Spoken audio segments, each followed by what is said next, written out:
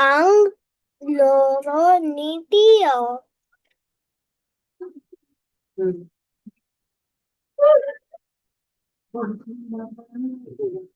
Aba yan? Masamang umaga din sa iyo, mas pangit ka. Angin ni Puto, naghihikab siya ng malakas. Uy.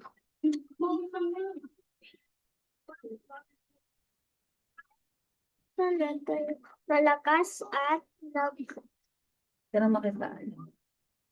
nagkakamot ng malaking tiyan habang palabas ng kwarto papunta siya sa kusina kung saan ang hawla ng loro ay nakapatong sa wait lang.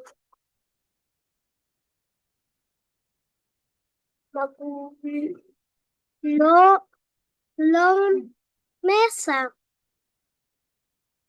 Maputla si Puto mula ulo hanggang paa. Hmm.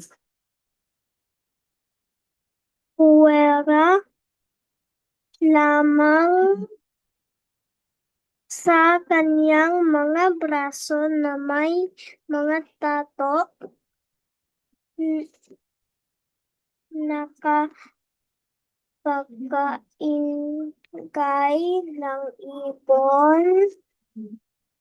Pakaingay.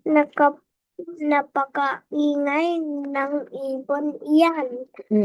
Reklamo si Paco na Ako? Paco! Na, ano yun? Tama na, dali na. Naibangga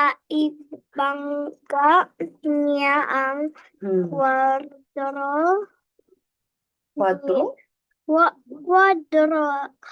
kwadrado niyang ulo sa haligi ng pinto. Kasing payat ng Paco ang kanyang katawan, hakbang siyang lumakad patungo sa hawla. Dumila siya sa loro at bumaga. Weh, hindi ka lang Sinaan mo yan? nakakainis ka pa. Nakakainis pag-uulit ng loro. Kinakalampag nito ang hawla sa pamamagitan ng kanyang kulay kahel na tuka. Tama na ugok sa ibon. Ugok na ibon.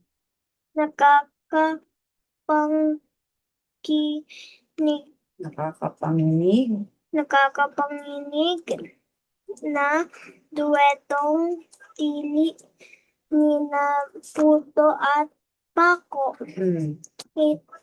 Itinago na ang ibon na ang ilaw na tutoks nito sa ilalim. Dilaw na tuktok. Namang, ano po ang tuktok? Tuktok.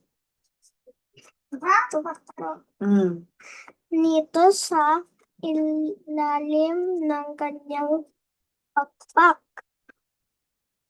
Kung may makikita dito na di gumagalaw sa loob ng marumi at mabahong hawla, iisipin niyang matagal nang patay ang loro.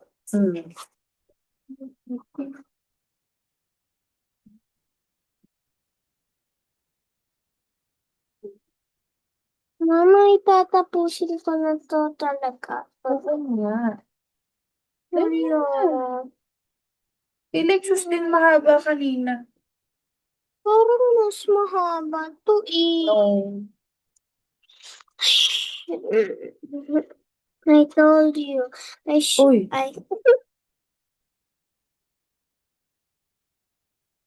Sabi ko sa iyo, dapat patayin ko na ang ibon na.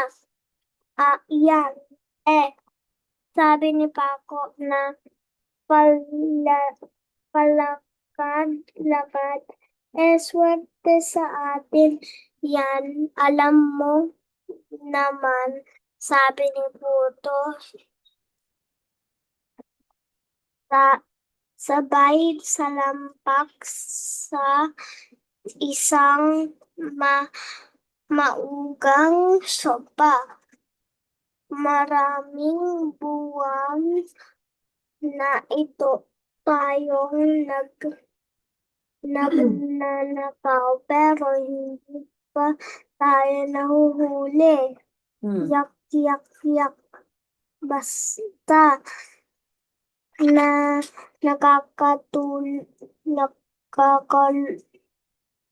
nakakulong ang ibon yan.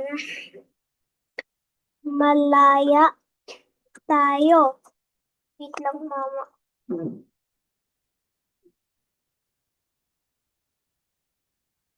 What? Inom muna po ako. Di tatlo sila.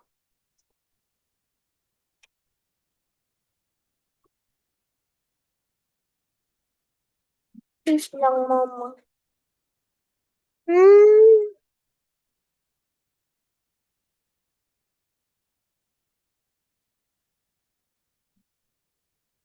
Sumasakit lagi ang ulo ko dahil sa ingay niya. Ang galing ni Paco dahil yan sa pag-inom mo ng buong magdamag. Sagot ni Puto at pinagsisipa ang mga bote sa sahig. At ikaw, tulog ka na ng buong araw, matabang batugang magluto ka na ng agahan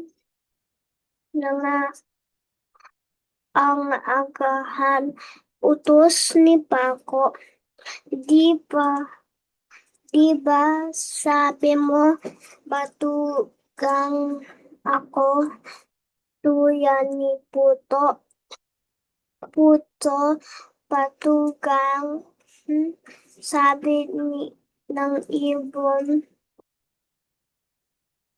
Puto, huwag kang tatamad bukas ha, kapag magnanakaw tayo sa bahay ng mga yung wala na tayong pera, tama na. Gutom na ako, reklamo ni Puto. Kinuha ang kaserola sa ilalim ng sangkaterbang kalat, krang, dahil sa kanyang pagdalos-dalos aksidenteng natanggal ang tarangka ng hawla. Baka mamon. Bi, may tumatawag doon sa'yo.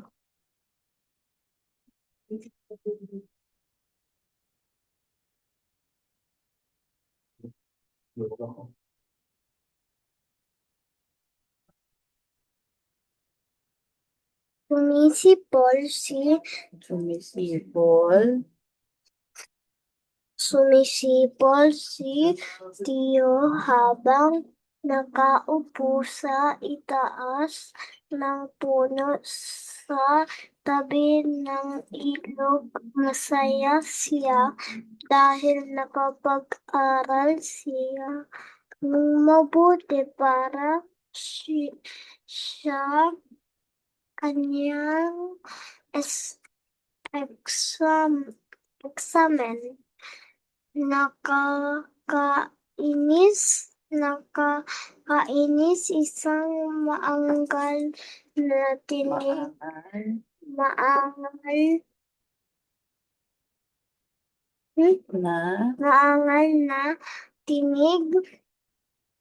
ang narinig niya.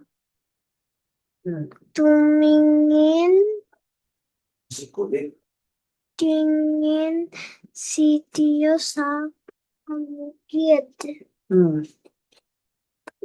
at may nakita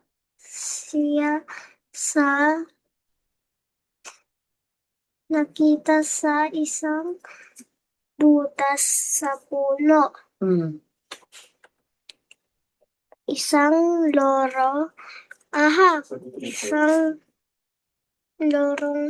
bastos, sabi ni Tio, pero dumapo ang ibon sa kanyang balikat at tinuka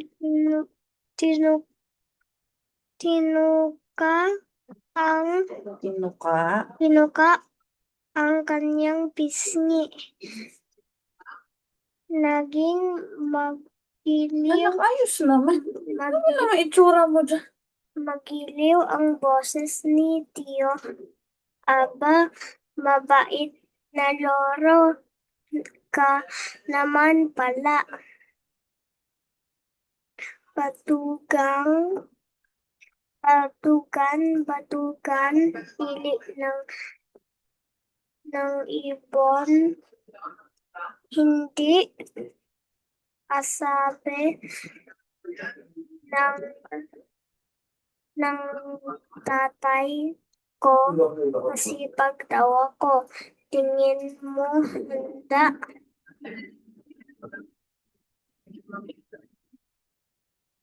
na ako kumuha ng examen. Sagot ni Tio, magnakaw sa ubod ng yaman. Uy, pili ng ibon. Ulit ni Tio. Limtan. Patuloy ng ibon. Uy, limtan. Tumulong si Tio mula sa puno. Aba, hindi ba mga pangalan yun ng tatlong pamilyang iksik sa mga biktima ng pagnakaw kamakailan lang na hindi pa rin nare-resolba.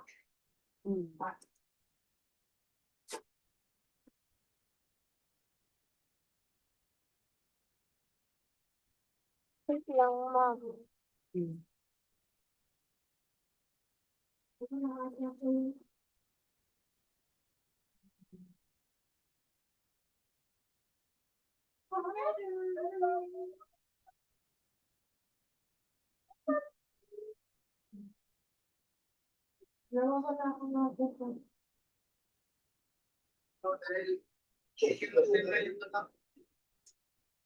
Dali na. Kulungan, sabi ng ibon. Lumapo sa hintuturo ni Tio. Nakulong ka pala at napatagal mo roon, sabi ni Tio, at itinataas ang mga pakpak ng ibon. Nakakalbo na ang ilalim ng iyong pakpak. Nabubunot ang mga balahibo rito kasi tinutukan mo, hindi ka siguro pinapakain ng kung sino mang ang nagkulong sa iyo. Dapat kasi malaya kang nakakalipad. Pako, puto, ipinayag pa ng ibon ang mga pakpak at kumain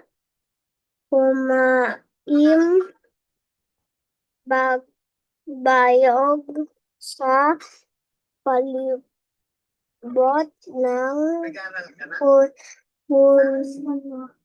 punong kahoy. Pako, puto. Natatawa si Tio sa mga sinasabi ng ibon. Tuwang-tuwa siya sa kung paano lumipad ito sa kanyang itaas at pagkatapos dadapo sa kanyang ulo, balikat at braso.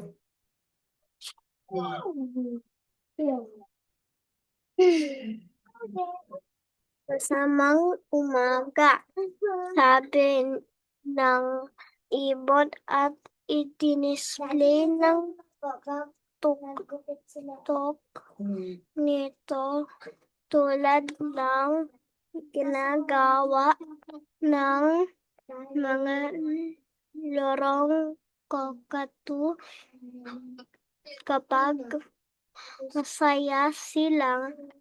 Sabihin mo magandang umaga, pagturo ni Tio tulad ng kanyang mga teacher. Ang ganda ng araw, ano? Kaya hindi ka dapat magsabi ng masamang salita. Sige, lipad ka na. Kailangan ko na ring umuwi. Patakbong umalis si Tio na sinundan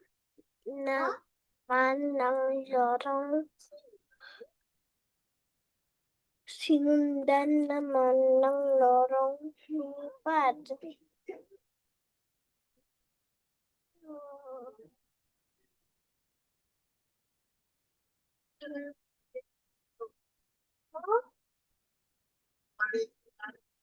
Kinabukasan, Rex, can you please share Thank you. Kinabukasan, pagising ni Tio, natuwa siyang makita ang loro sa kanyang bintana. Magandang umaga, bate niya at hinaplos ang ibon neon. Malaya ka na, maaari ka nang maghanap ng lahat ng pagkain ng kailangan mo at tutubo na uli ang iyong mga balahibo. Batugang nasiyan ko, lasen ko iyong ang ihaw ng ibon. Bakit ba ang hilig mong gumamit ng mga pangit na salita? Mabait ka naman, bulong ni Tio Mateo. Kanino ka ba nakikipagtalo diyan? Sumungaw ang ulo ni Tatay Ador sa pintuan. Aba, may loro, anak. Hindi ka dapat magkaroon ng loro. Dapat mga ibon ay malayang nakakalipad. Opo, Tay, pero tingnan niyo,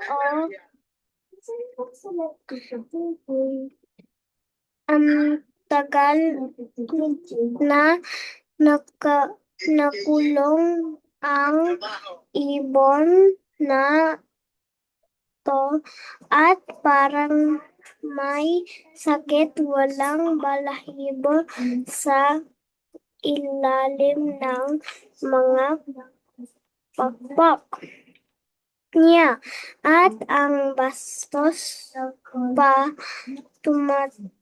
tumatawag si Tatay Adol ay Mateo. Ang pinakamabuti diyan ay pakawalan mo na lang at magiging malusog yan agad, sabi niya at umalis na papunta sa bukid. Sige, lipad na loro, sabi ni Teo sa boses sa mahina at mahaba. Huwag mong kalilimutan, magandang umaga ang sabihin mo. Ang ganda ng umaga. Ay, naku. Ay, naku.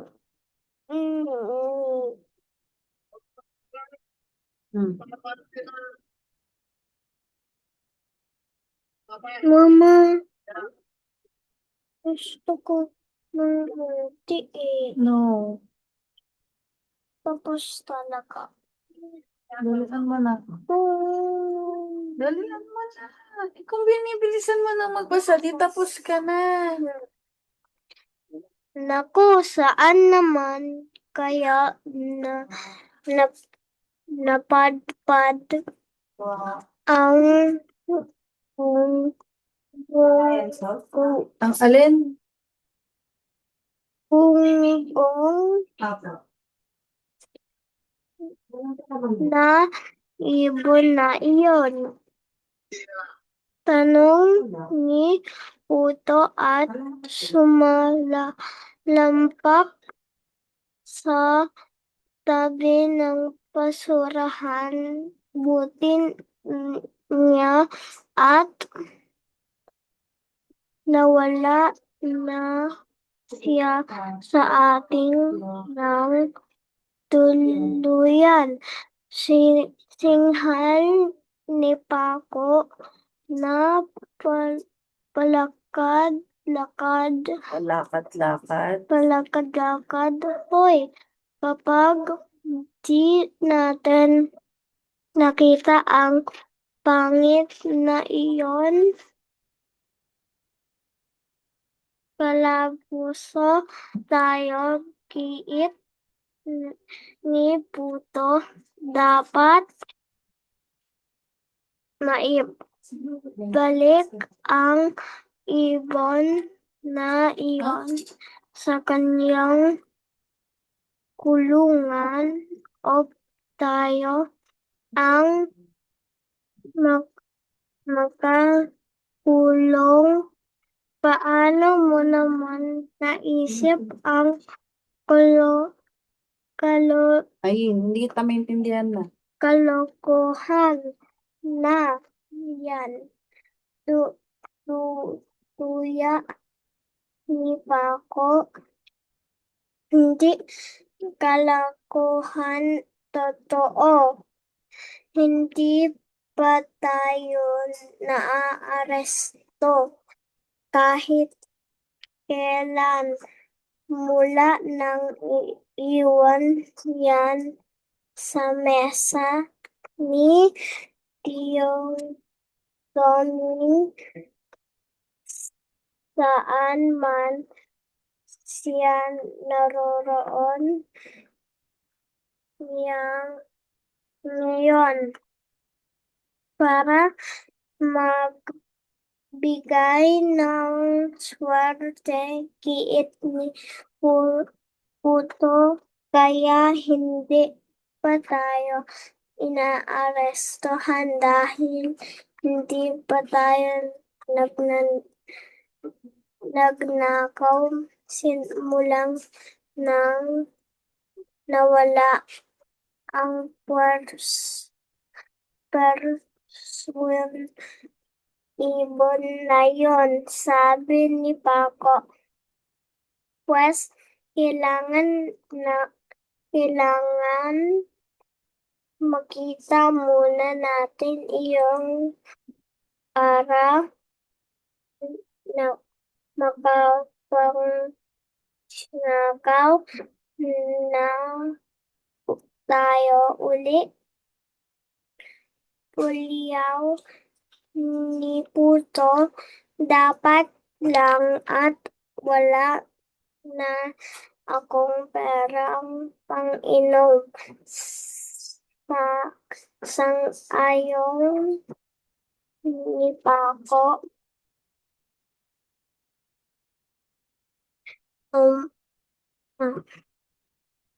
Araw-araw sa loob ng halos isang buwan na nawili si Tio sa kanyang bagong kukuklok. Tinututok ng loro ang kanyang bintana para gisingin siya at saan man pumunta si Tio, lumipad ang loro para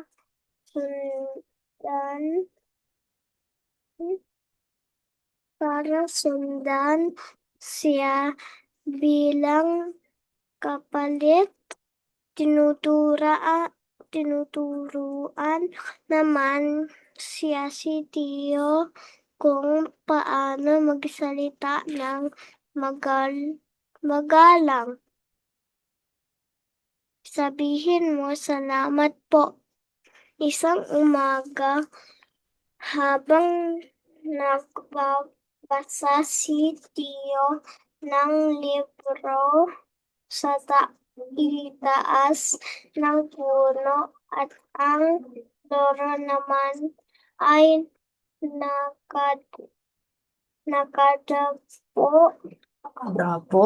nakadapo sa kanyang balikat. May narinig siyang duwelto nang mag-aaral naman mga boses. Hoy, ikaw, loro naman yan.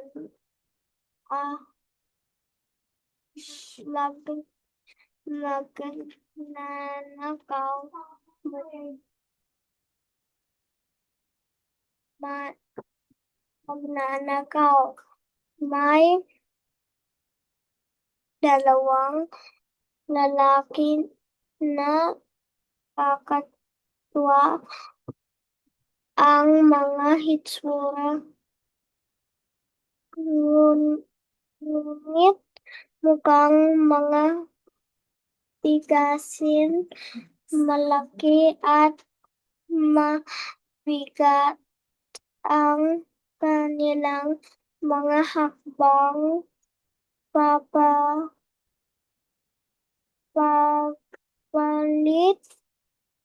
papalapit sa kanyang hindi po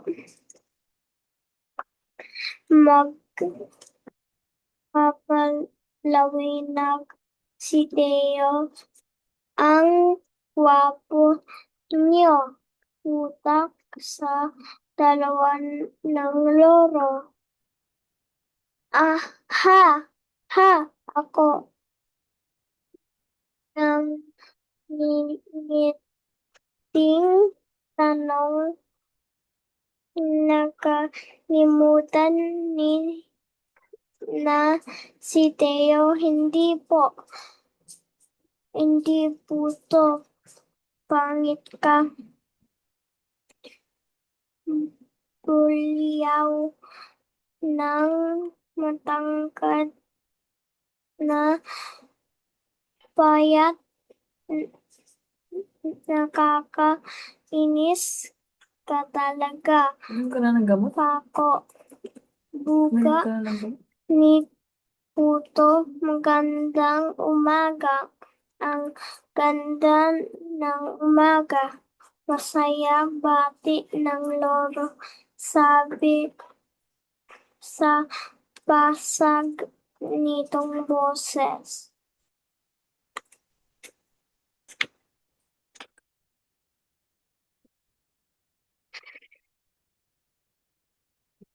Masamang umaga, pangit ang araw na ito. Angal ni Puto, ilang linggo na rin kaming lakad sa paghanap sa iyo. Bumalik ka na sa iyong mabaho at kinakalawang na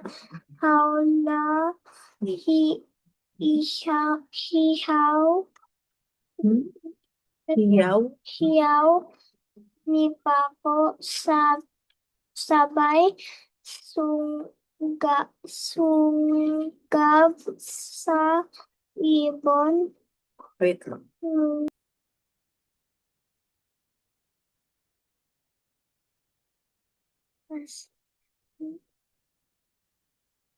Bumalik ka na sa iyong mabaho at kinakalawang na hawla. Hiyaw ni Paco sabay sunggab sa ibon, ngunit lumipad ang loro sa mas mataas na bahagi ng puno. Salamat po, sabi nito. Teka muna, Puto, parang hindi yata ang ibon natin. Nakakatawang magsalita pagtataka ni Puto. Alam kong hindi, pero atin na ngayon. Wala na kasi ang ibon natin. Git-git ni Paco.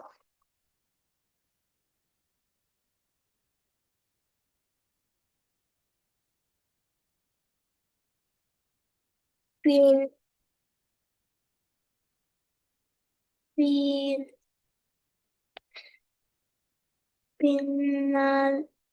pinaglaruan sila ng ibon, pumagaspas ito paitaas, paibaba, paikot-ikot, at wiling-wili dadapo sa isang sangga. Ngunit lilipad kapag nakalapit ang dalawa. Lilipad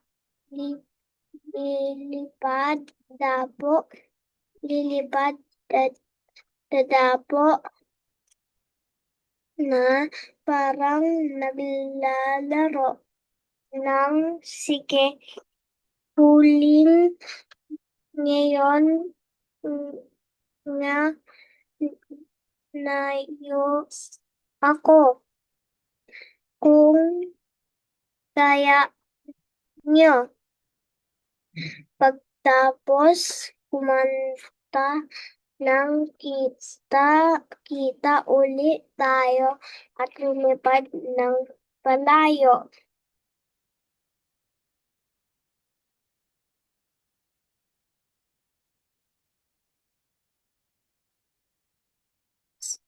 Samantala, habang pumapalayo ang ibon at ang dalawang lalaki agad tumalon si Tio mula sa puno, tumakbo sa ilog at lumangoy hanggang sa kabilang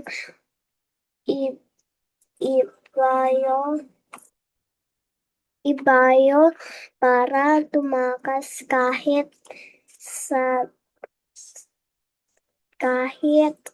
basang-basa siya. Nasa isip niya ang sinabi ng loro isang linggo na ang nakaraan. Pangit, nakakainis, magnakaw sa obod ng yaman. Uy, Limtan! Paco, Puto. Yun ang mga magnanakaw. Kiyak ko.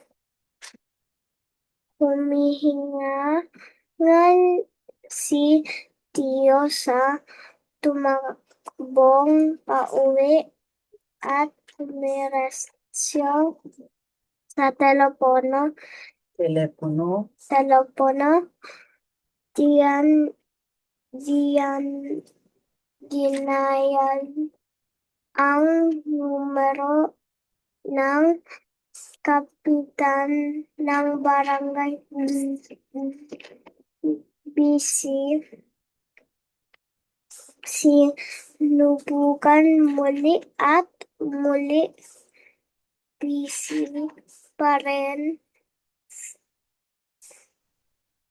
Patakbo nang pumunta sa garahe at sumukay sa kanyang bisikleta papuntang Barangay Hall. Sir Mr. Tito Martinez, humihingal siya. Alarm na po kung sino ang mga nanakaw. Dalawa sila sa lumang bahay sa tabi ng ilog, sabi ng ibon. Pako, puto, uy, lim. Teka muna. Basang-basa ka.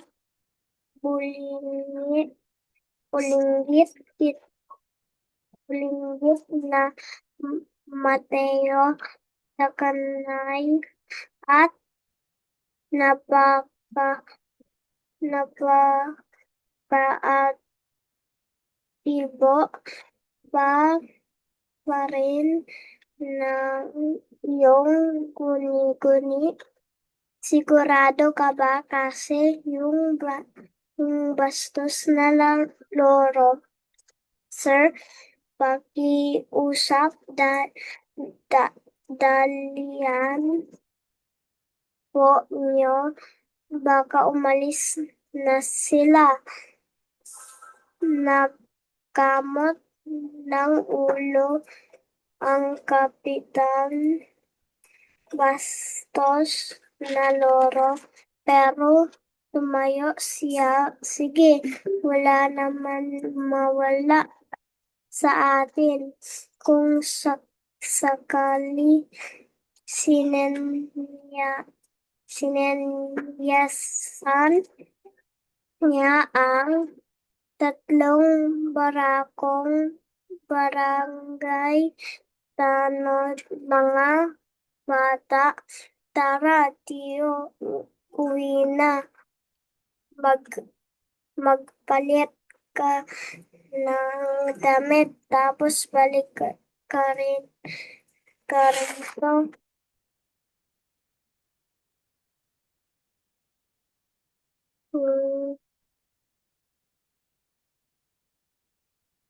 Tunggaban mo ang ibon. Lasengko, ihaw ni Puto. Bakit? Hiyaw ni Puto. Anong ihaw? Parang gutom ka na naman. Bakit ikaw nang sumungkab? Tabatsyoy na patutugan. Bulyaw naman ni Paco. Mabait na ibon. Putak ng loro. Napakainis na ibon. Ikukulong ka namin.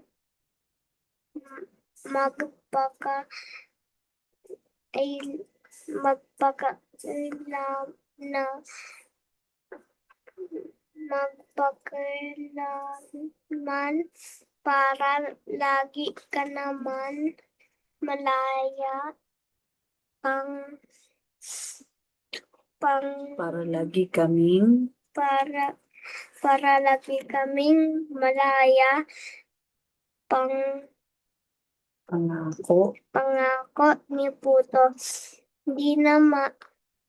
Di tayo magkukulong, sabi ni Paco, laging walang mintis kapag nagnakaw tayo. Imposible tayo mahuli. Ngit, ngit, ngit. Yang ang akala nyo sigaw ni Mr. Martinez na lumabas mula sa likod ng isang malaking bato. Inamin na nyo ang iyong mga krimen at narinig naman lahat. Mga bata, huwag nyo hayaan makatakas ang dalawang kilabot na magnanakaw na yan. Sa wakas, na-corner na ang dalawang terrible.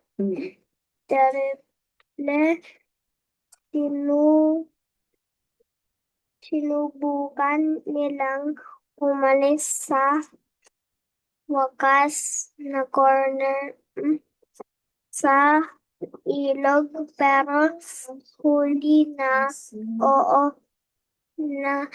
tiklo na sina Paco at Puto. Magaling mga bata, ipasok na ang mga magnanakaw na yan sa sasakyan at dadalhin natin sila sa istasyon ng pulis. Ang ganda ng umaga, garagak ng loro. Ang guwapo mo. Aba, may loro na nga. Pagtataka ni Mr. Martinez, pero maganda naman ang asal at magalang hindi bastos. Sa daan papunta ng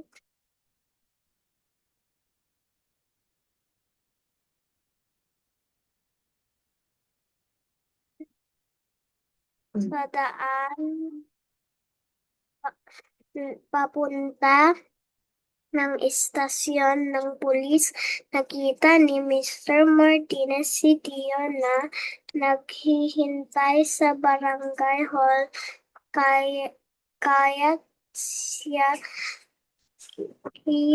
siya'y bumaba. Inusisa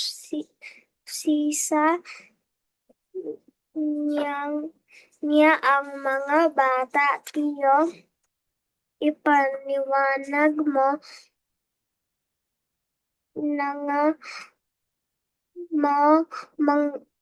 nga sa akin ang tungkol sa bastos na loro. May nagsabi ba sa'yo tungkol sa mga magnanakaw o sinabi sa iyo ng isang ibon? Hindi po, sir. Opo, sir. Ay ibig kong sabihin, hindi po talaga, sir. Umpisa ni Diyos sa itaas, lumipad ang loro at siya'y tumili. Salamat po.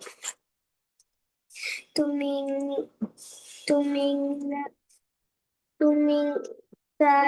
si Mr. Tumingala si Mr. Martinez. Salamat sa'yo. Sagot niya. Salamat sa iyo.